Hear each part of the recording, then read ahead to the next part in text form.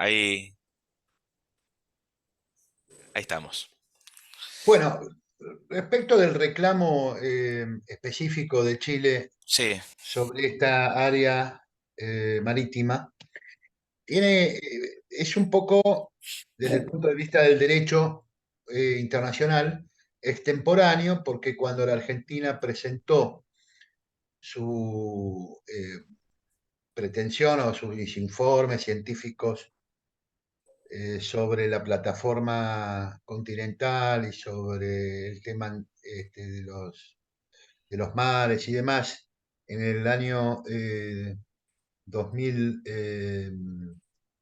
2009. eh, 2009 se inició la presentación y 2016 Claro. se Bravo. en la Comemar. Ahí no hubo reclamo chileno, por lo tanto sería como un poco extemporánea la presentación, pero tenemos que entenderlo más como un acto de provocación, digamos, a instancias de la inteligencia y la diplomacia británicas, ¿no? Que instiga al gobierno chileno a efectuar este enfrentamiento, este reclamo contra la Argentina. Pero en realidad, si vamos al análisis de fondo, Gran Bretaña cuando nomina a las mares y a las tierras antárticas como, digamos, tierras o territorios de la reina Isabel II, Elizabeth II,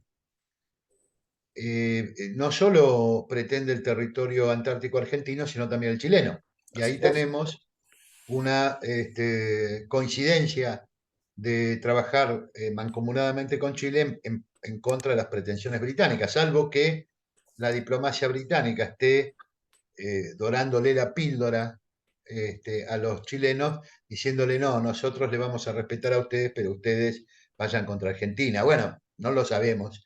Lo que sabemos que es un reclamo temporáneo, que no es el camino que debemos desear ni construir en pos de la unidad sudamericana enfrentando a cualquier tipo de pretensión colonialista.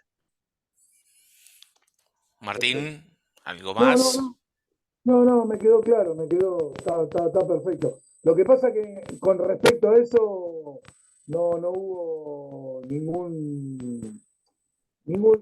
como nadie, como que nadie levantó la voz en el tema, pero bueno, no, me parece buenísima la aclaración.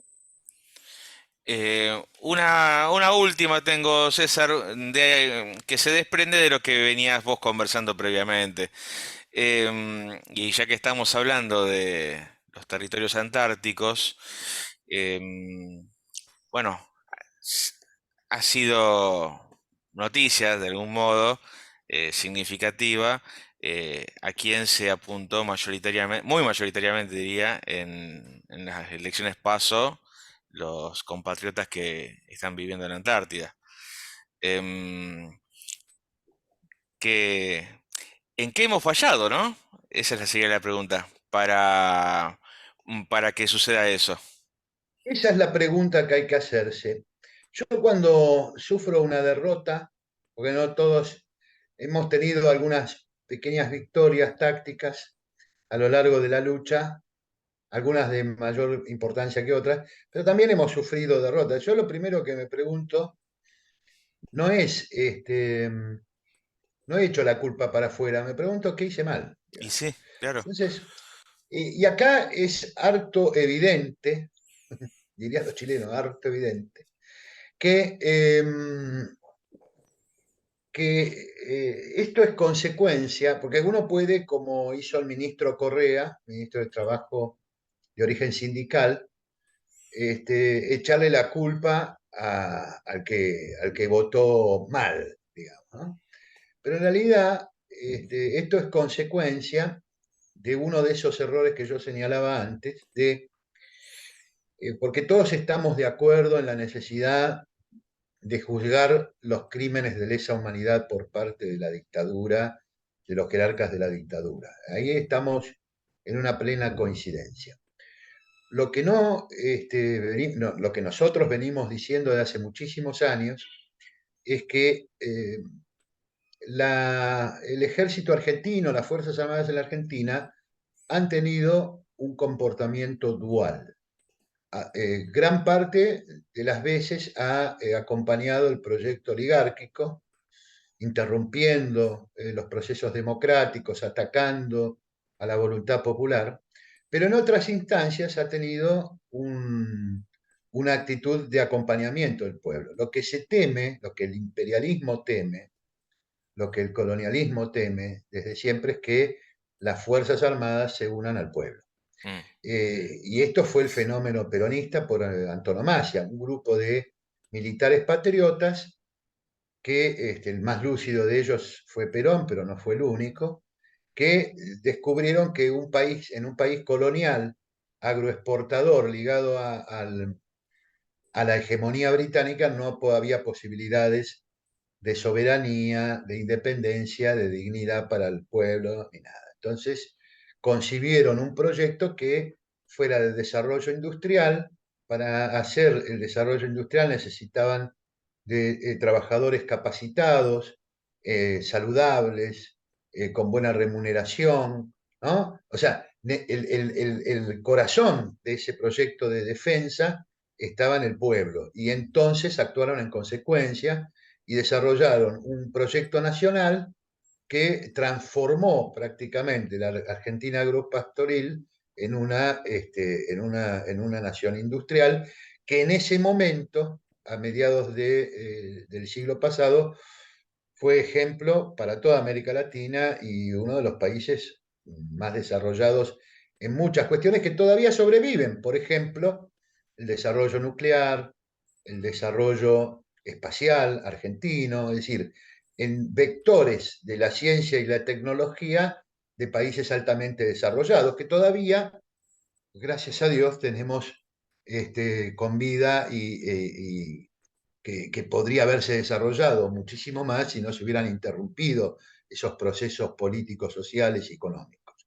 Pero bueno, lamentablemente estamos en esta situación y estamos ante la amenaza de destruir definitivamente todo aquello que quedó de virtuoso de esa década de mediados del siglo pasado, ¿no?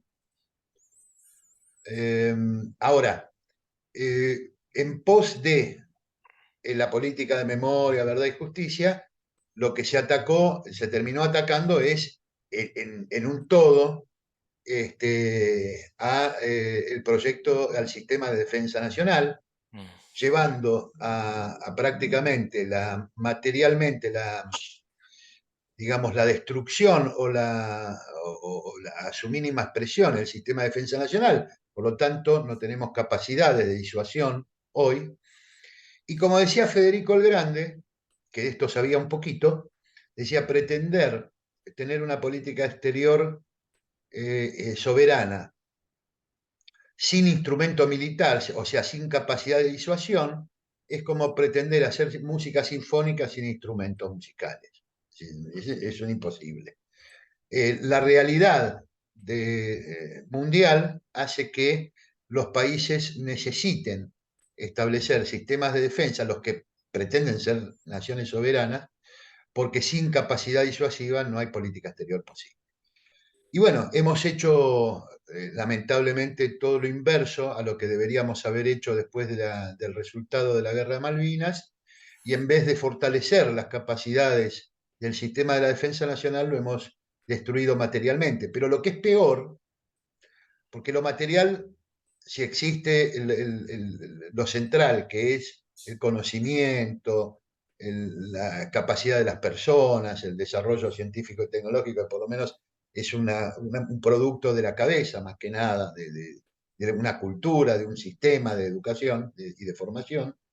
Bueno, lo peor es que hemos agredido sistemáticamente a todo lo que llevara uniforme, por más que fueran botones de un hotel. Los muchachos y las chicas pasaban y decía, tiene uniforme, es un genocida. Entonces, ¿cómo pretendemos que la familia militar, lo que llama la familia militar, no se haya sentido ofendida, humillada, bastardeada? y que también ese broto bronca, ese hartazgo sobre muchas cosas, se haya manifestado especialmente en el voto de la familia militar. ¿Qué queríamos? Que los escupimos, los meamos, los cagamos y todavía queremos que nos voten, digamos. Es una cosa, es un contrasentido. Y en ese sentido me parece que ha sido una de las políticas más perniciosas de los últimos años de no comprender, como lo hizo Perón o como lo hizo Chávez, Ujú. que se requiere un ejército al lado del pueblo y que para eso hay que tener una política clara, con una doctrina clara, con objetivos estratégicos operacionales claros, con una política presupuestaria acorde, en fin, con todo lo que significa el sistema de defensa nacional, que como bien sabemos tuvo su mejor expresión en aquella conferencia que el coronel Perón diera el 10 de junio de 1944 en la escuela, en la Universidad Nacional de La Plata y que definió para mí de manera perfecta lo que es una política de defensa, que no es solamente el tema del instrumento militar, sino que es un objetivo del conjunto de la comunidad argentina y que va mucho más allá de tener un buen instrumento militar, sino una política demográfica, una política económica, una política industrial, una educación, un diseño urbanístico, etcétera, etcétera, etcétera. Es decir, y bueno, ese pensamiento tan rico, y además de tanto arraigo popular, fue abandonado y sustituido por una política antimilitarista abstracta que lo único que hizo fue debilitarnos material y espiritualmente, profundizar el divorcio con las Fuerzas Armadas al punto tal que hombres y mujeres que integran las Fuerzas Armadas son empujados de alguna forma a votar a este esperpento que dice que su modelo intelectual y político es Margaret Thatcher. Un absoluto contrasentido con lo que podría llegar a ser un pensamiento de la defensa nacional. Martín, ¿tenés algo más? Y no, yo eso solo agregar que me suena más que fue, digamos, algo pensado para hacer lo que hicieron. Nada más que Bueno, eso. sí, digamos, la época de los boludos y los ingenuos ya ha pasado. Ujú.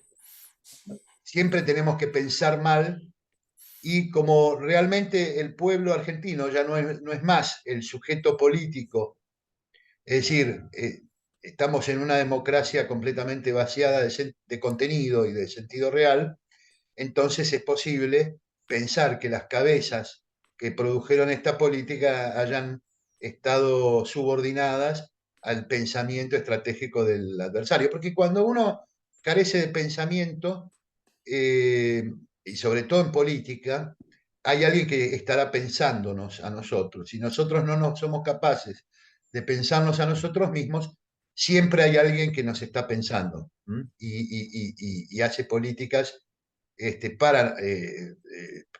para nosotros, digamos. No para nosotros en nuestro bien, sino para nosotros en nuestro mal, en este caso. Buen beneficio de ellos. Obviamente, siempre es en beneficio de ellos y en perjuicio nuestro, porque esa es la dicotomía real, patria sí, colonia no, Frente Nacional contra el Frente Antinacional. Entonces, yo también me niego sistemáticamente a caer en esta simplificación del análisis de izquierdas y derechas. Realmente me parece que eso es un análisis muy empobrecedor, que alisa los matices.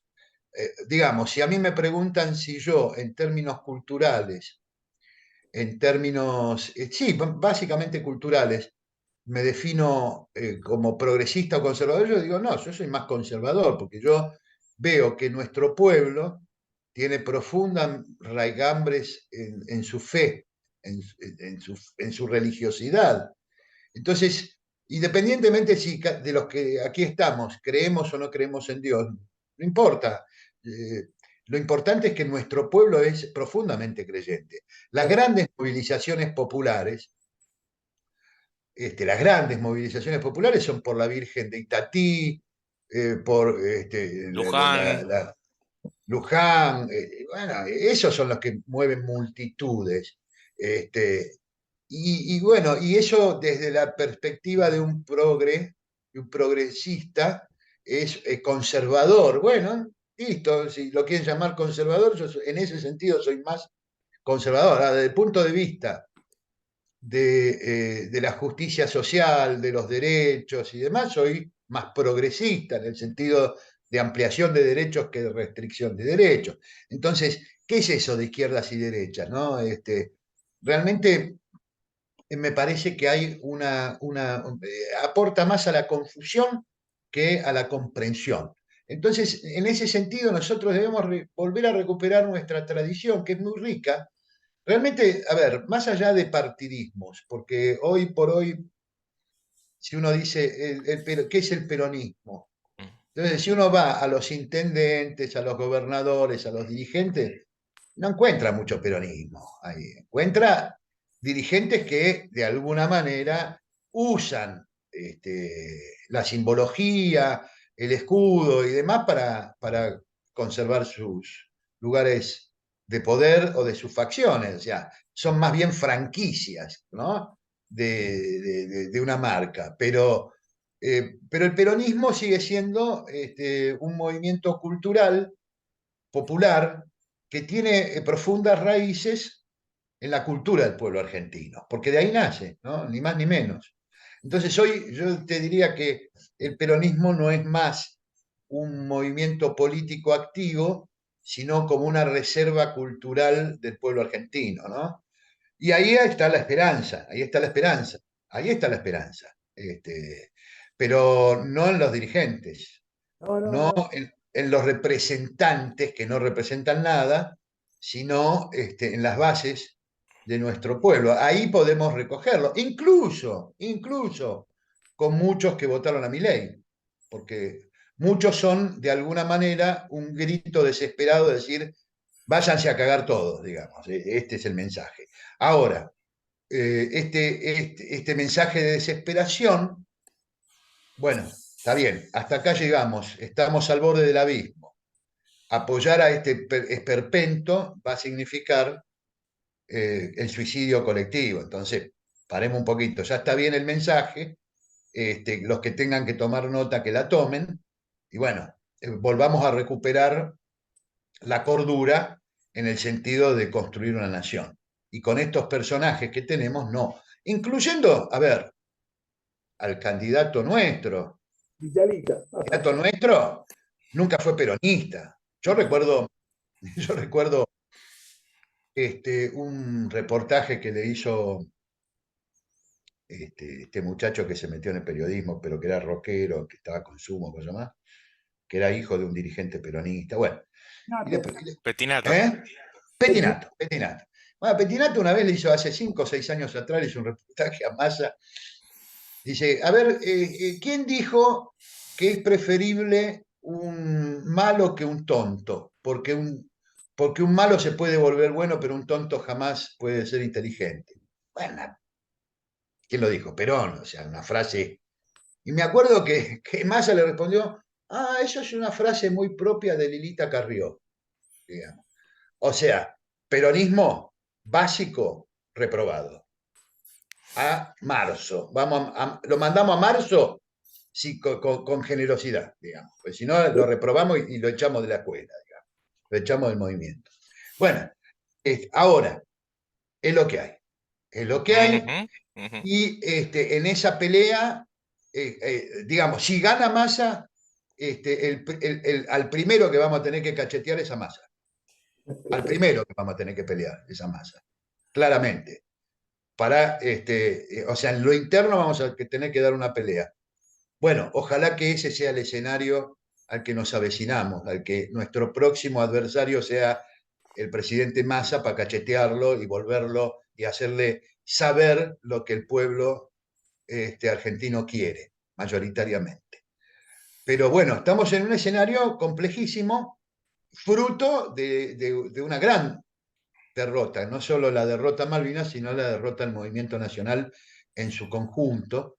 No nos hemos repuesto de la pérdida del conductor, todavía no lo hemos podido sustituir, han habido oportunidades para hacerlo, o sea, que alguien pudiera encarnar a Perón. En su momento Menem, en el 88, que fue la última gran elección interna que tuvo el peronismo, Menem Cafiero, encarnó las expectativas de un pueblo en contra de ciertas expresiones de penetración de las, digamos, del proyecto socialdemócrata que encarnaba Cafiero, terminó siendo la encarnación del mal, llevándonos al renunciamiento total de toda la obra peronista y llevándonos a un liberalismo que ahora recupera este personaje despeinado, digamos, ¿no? Y, y después de eso vino el proyecto también socialdemócrata de asumir banderas y de consignas y eslóganes ideológicos completamente ajenos, digamos, a nuestra tradición y una doctrina que está viva, porque el legado doctrinario no solo doctrinario, de la acción que dejó ese proyecto nacional está completamente vivo, no solo para la Argentina, sino para el mundo. Es decir, no es algo perimido, algo viejo. Y sin embargo, ¿cómo le explico yo a mi hijo de 21 años, a Santiago, cómo carajo le explico qué es el peronismo hoy? Dice, sí, Massa. No, Alberto Fernández, Néstor, Cristina, y hasta ahí llega. ¿Cómo le explico que eso no tiene nada que ver con lo que le estoy diciendo?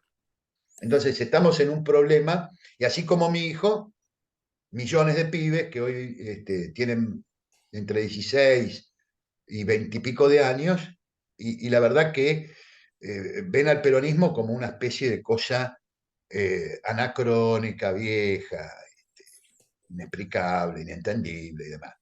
Cuando en realidad para la inmensa mayoría de los argentinos, incluso los que no eran peronistas, vivimos en una cultura peronista. La justicia social no se discutía, no era un tema que se discutía la justicia social. Bueno, este tipo, Milei, está discutiendo la justicia social, el concepto que ya Sí. estaba consagrado y que nadie se atrevía a discutir. Bueno, este lo está discutiendo. Ahora, paradójicamente, hace mucho tiempo no se hablaba en política de justicia social. Lo incorpora Milei para destruirla. Fue sustituido el concepto por inclusión social. Así es. No es lo mismo inclusión que justicia social. La justicia social es un valor filosófico trascendente. La inclusión es una medida técnica. Exclusión, inclusión, yo incluyo algo en un presupuesto, lo excluyo, ¿no? Eso no es un concepto filosófico. El concepto doctrinario filosófico es la justicia social, que vale de una vez y para siempre. Es un concepto doctrinario, es un valor, es un valor. Y bueno, eso hemos perdido con las palabras y con el sentido de las palabras, hemos perdido los valores que anidaban. Entonces, claro, cuando yo recuerdo eh, la primera elección que perdimos con Alfonsín Luder. Luego se le puso la carga de la culpa a Herminio Iglesias con la quema del cajón en la 9 de julio, pero en realidad el responsable de esa derrota fue Luder.